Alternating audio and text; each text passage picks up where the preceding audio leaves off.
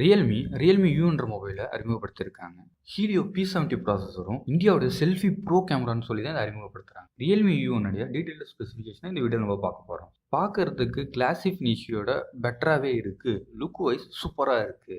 மீடியாடெக்கோட Helio P70 ப்ராசஸரை முதல்ல உபயோகப்படுத்தியிருக்காங்க.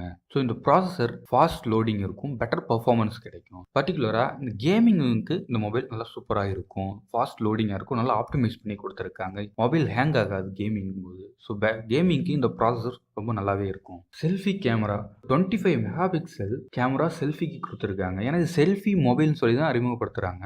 25 mega pixel camera கொடுத்துருக்காங்க. Sony flagship சென்சரோட வருது. ஸோ இதனால பேக் லைட் நல்லா கிளியராகவும் இருக்கும். ஏஐ பியூட்டி பிளஸ்ன்ற டெக்னாலஜியை கஸ்டமைஸ் பண்ணி இந்தியாவுக்காக கொடுத்துருக்காங்க. இந்தியன் ஸ்கின் டோன், கலர் இதெல்லாம் வந்து நேச்சுரலாக இருக்கிறதுக்காக கஸ்டமைஸ் பண்ணி கொடுத்துருக்காங்க. இந்த செல்ஃபி கேமரா பிரைமரி கேமராவில் 13 மெகா பிக்சல் டியூல் கேமரா கொடுத்துருக்காங்க.